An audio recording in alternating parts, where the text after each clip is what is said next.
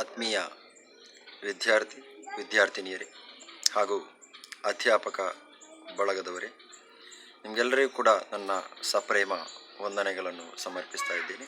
ಅದೇ ರೀತಿ ಈ ಒಂದು ಸಂದರ್ಭದಲ್ಲಿ ನಿಮಗೆಲ್ಲರಿಗೂ ಕೂಡ ವಾಚನ ದಿನದ ಶುಭಾಶಯಗಳನ್ನು ಕೂಡ ಹೇಳುತ್ತಾ ಇದ್ದೀನಿ.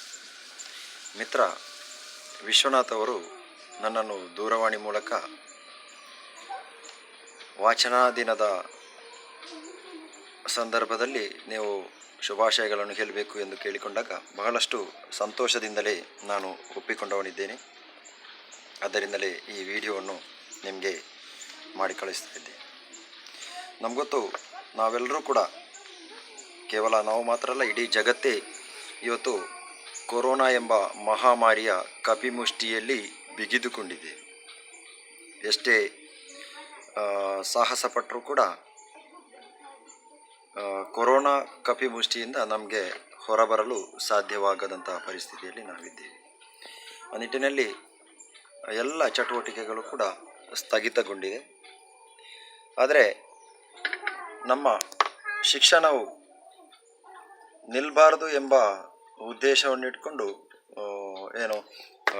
ಆನ್ಲೈನ್ ಮೂಲಕ ನಾವು ಶಿಕ್ಷಣವನ್ನು ಮುಂದುವರಿಸ್ತಾ ಇದ್ದೀವಿ.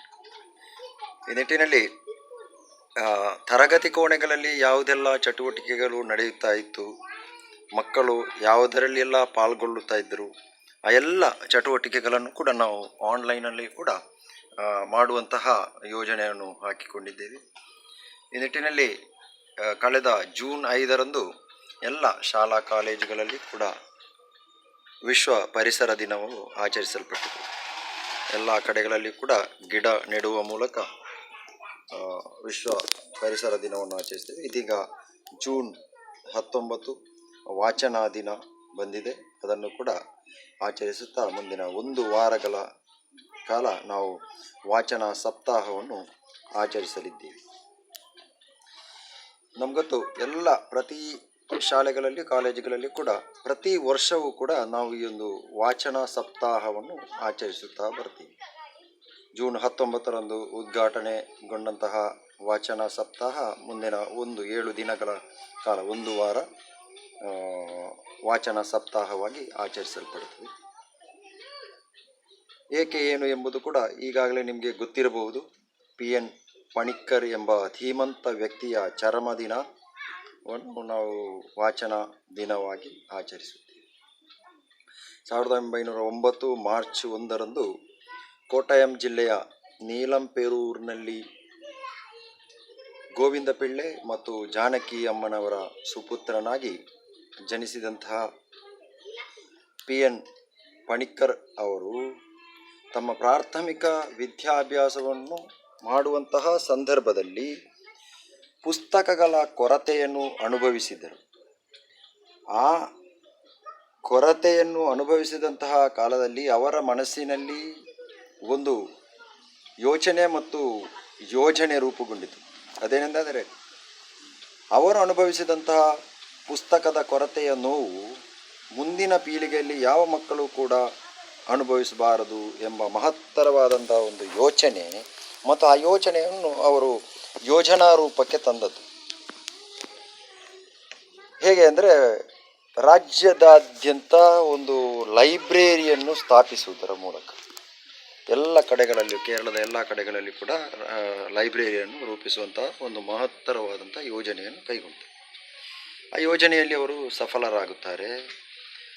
1926ರಲ್ಲಿ ಅವರು ಸನಾತನ ಧರ್ಮಂ ಎಂಬ ಒಂದು ಹೆಸರಿನಲ್ಲಿ ಲೈಬ್ರರಿಯನ್ನು ಪ್ರಾರಂಭ ಮಾಡ್ತಾರೆ. ತದನಂತರ ಅದು 1945ರಲ್ಲಿ ತಿರುವಾಂಕೂರು ಗ್ರಂಥಾಲಯ ಸಂಘ ಎಂದು ಹೆಸರಿಸಲ್ಪಟ್ಟು ಸುಮಾರು 47 ಶಾಖೆಗಳನ್ನು ಹೊಂದುತ್ತಾರೆ. ಆ ಕಾಲದಲ್ಲಿ ಒಂದು ಶಾಖೆಯನ್ನು ಮಾಡುವುದೆಂದರೆ ಬಹಳ ತ್ರಾಸದಾಯಕವಾದಂಥ ಕೆಲಸವಾಗಿರ್ತದೆ.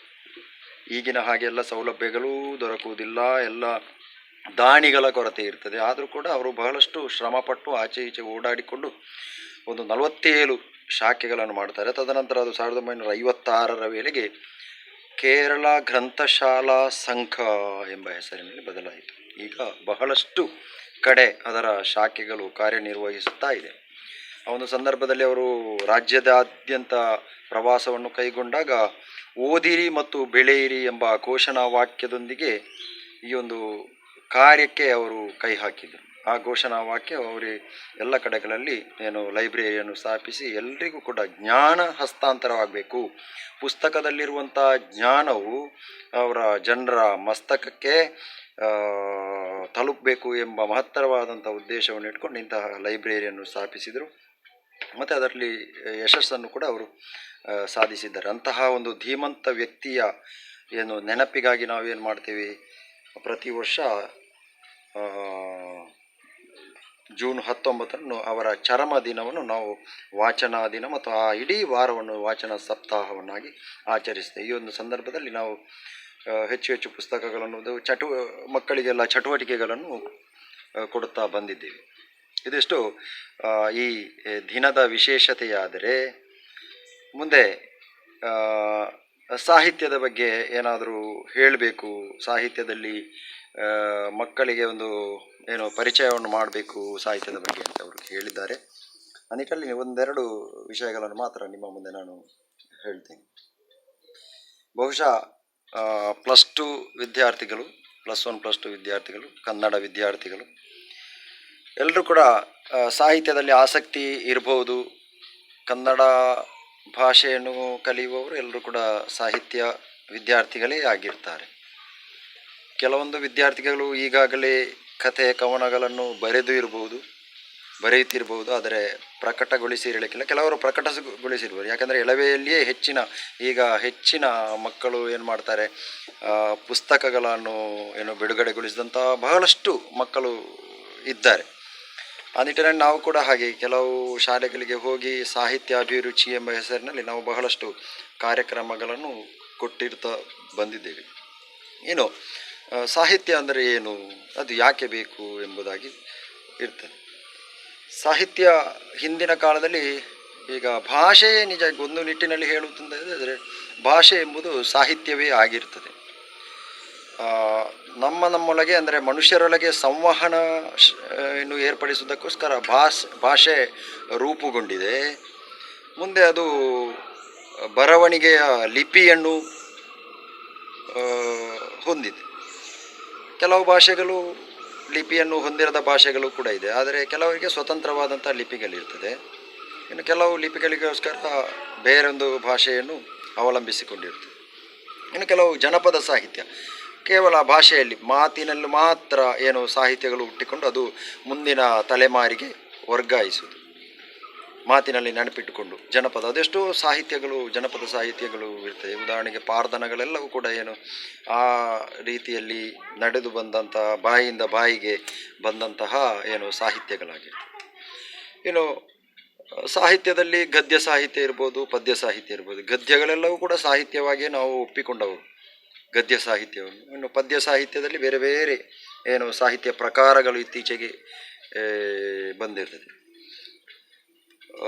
ರಾಮಾಯಣ ಮಹಾಭಾರತಗಳು ನಮ್ಮ ಪ್ರಾಚೀನ ಗ್ರಂಥಗಳು, ಇವುಗಳು ಕೂಡ ಮಹಾನ್ ಸಾಹಿತ್ಯಗಳೇ ಎಂದು ನಾವು ಒಪ್ಪಿಕೊಂಡಿದ್ದೇವೆ. ವೇದಗಳು ಕೂಡ ಹಾಗೆ, ಎಲ್ಲವೂ ಸಾಹಿತ್ಯಗಳು. ಒಂದು ಪ್ರದೇಶದ ಸಂಸ್ಕೃತಿಯನ್ನು ಮುಂದಿನ ತಲೆಮಾರಿಗೆ ವರ್ಗಾಯಿಸುವಲ್ಲಿ ಸಾಹಿತ್ಯ ಬಹಳ ಪ್ರಮುಖವಾದಂಥ ಒಂದು ಕೆಲಸವನ್ನು ಮಾಡ್ತೇವೆ. ಸಾಹಿತ್ಯದ ಮೂಲಕವೇ ನಾವು ಸಂಸ್ಕೃತಿ, ಆಚಾರ ವಿಚಾರ, ನಾಡಿನ ವಿಚಾರಗಳನ್ನು ನಾವು ಮಾಡ್ತೇವೆ, ವರ್ಗಾಯಿಸುತ್ತೇವೆ. ಅದು ಹೇಗೆ ವರ್ಗಾಯಿಸ್ತೇವೆ ಅಂದರೆ, ನಾವು ಬರವಣಿಗೆಯ ಮೂಲಕ ಅದನ್ನು ಮುಂದಿನ ಪೀಳಿಗೆಯವರು ತಿಳ್ಕೊಳ್ಳುವಂತಹ ಒಂದು ಬರವಣಿಗೆಯ ಮೂಲಕ ತಿಳ್ಕೊಳ್ಳುವಂತೆ ನಾವು ಮಾಡ್ತೇವೆ ಸಾಹಿತ್ಯ. ಈ ರೀತಿಯಲ್ಲಿ ಸಾಹಿತ್ಯಗಳು ಹರಿದು ಬಂದಿದೆ. ಶ್ಲೋಕಗಳಾಗಲಿ, ವಚನಗಳಾಗಲಿ, ಮುಕ್ತಕಗಳಾಗಲಿ, ಇವೆಲ್ಲವೂ ಕೂಡ ಸಾಹಿತ್ಯದ ರೂಪಗಳೇ ಆಗಿವೆ. ಪದ್ಯ ಸಾಹಿತ್ಯವನ್ನು ತೆಗೆದುಕೊಂಡರೆ ಮೊದಲೆಲ್ಲ ನೀಳವಾದಂತಹ ಕವಿತೆಗಳನ್ನು ಬರೆಯುವಂತಹದ್ದಿತ್ತು, ನೀಳ್ಗವಿತೆಗಳಿತ್ತು. ಈಗ ಅದು ಸಣ್ಣದಾಗಿ ಹಣಿಗವಿತೆಗಳಾಗಿವೆ, ಚುಟುಕುಗಳಾಗಿವೆ, ಮುಕ್ತಕಗಳಾಗಿವೆ, ಹಾಯ್ಕುಗಳಾಗಿವೆ. ಅದೇ ರೀತಿ ಕಥಾ ಸಾಹಿತ್ಯ, ಗದ್ಯ ಸಾಹಿತ್ಯ ಅಂತ ಬರೆದುಕೊಂಡ್ರೆ ನಾವು ಕಥೆಗಳು, ಲೇಖನಗಳು, ಇವುಗಳೆಲ್ಲವೂ ಸಾಹಿತ್ಯದ ವಿವಿಧ ರೂಪಗಳಾಗಿರ್ತದೆ. ಆದ ಕಾರಣ ಸಾಹಿತ್ಯದಲ್ಲಿ ಅಭಿರುಚಿಯನ್ನು ಪಡೆದುಕೊಳ್ಬೇಕಿದ್ದರೆ ನಾವು ಮೊದಲಾಗಿ ಸಾಹಿತ್ಯವನ್ನು ಓದಬೇಕು. ಹೆಚ್ಚು ಹೆಚ್ಚು ಸಾಹಿತ್ಯಗಳನ್ನು ಓದುವ ಮೂಲಕ ನಮಗೆ ಸಾಹಿತ್ಯದಲ್ಲಿ ಅಭಿರುಚಿಯನ್ನು ಪಡೆದುಕೊಳ್ಳಬಹುದು.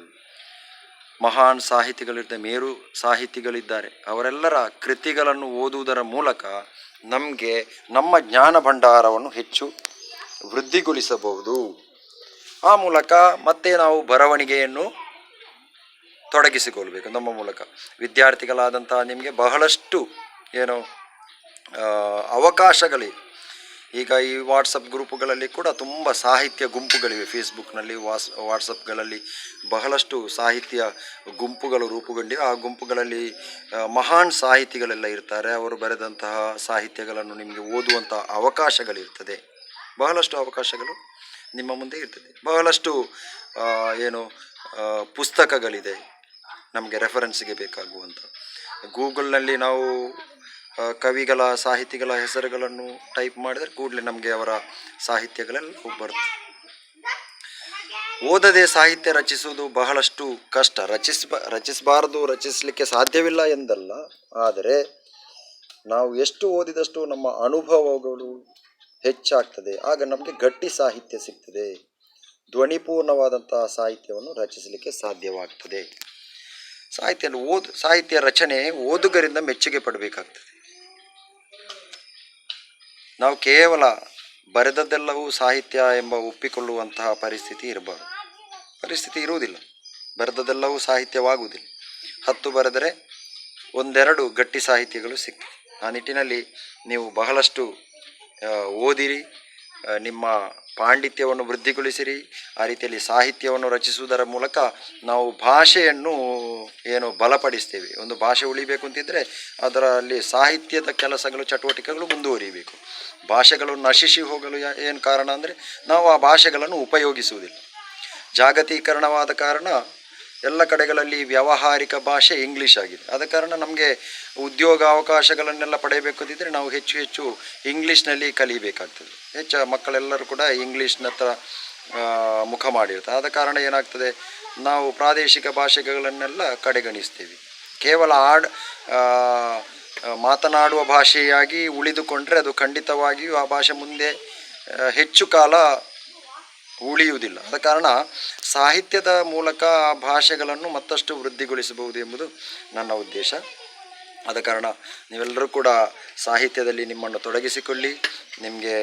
ನಿಮ್ಮಿಂದ ಹೆಚ್ಚು ಹೆಚ್ಚು ಸಾಹಿತ್ಯ ಲೋಕಕ್ಕೆ ಬರುವಂತಾಗಲಿ ಎಂದು ಹೇಳುತ್ತಾ ನಿಮಗೆಲ್ಲರಿಗೂ ಕೂಡ ಮತ್ತೊಮ್ಮೆ ವಾಚನವಾರದ ಶುಭಾಶಯಗಳನ್ನು ಹೇಳುತ್ತಾ ಅವಕಾಶ ಕೊಟ್ಟಂತಹ ವಿಶ್ವನಾಥ್ ಸರ್ ಅವರಿಗೆ ಮತ್ತೊಮ್ಮೆ ಮಗದೊಮ್ಮೆ ವಂದಿಸುತ್ತಾ ಎಲ್ಲರಿಗೂ ಕೂಡ ಶುಭ ದಿನ, ಶುಭವಾಗಲಿ. ವಂದನೆಗಳು.